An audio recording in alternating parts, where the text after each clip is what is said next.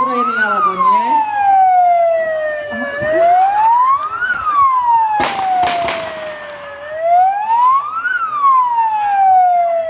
Colníci ho zaistili pri aute, vytiahli páchateľa z auta von a keďže musia znemožniť pohyb, tak ho spacifikujú.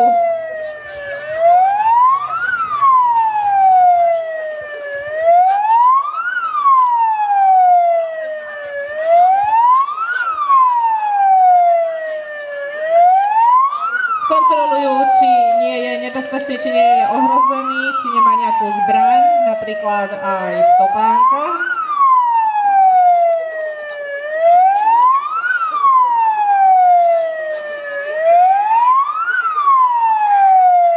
Našli aj zbraň a bezpečne ho odvedú. Čo myslíte, kam odvedú nášho páchateľa? No najprv ho musia odviezť na výsluh a potom sa uvidí, či pôjde do väzenia. Takže ďakujeme colníkom, že nám zneškodnili nášho páchateľa.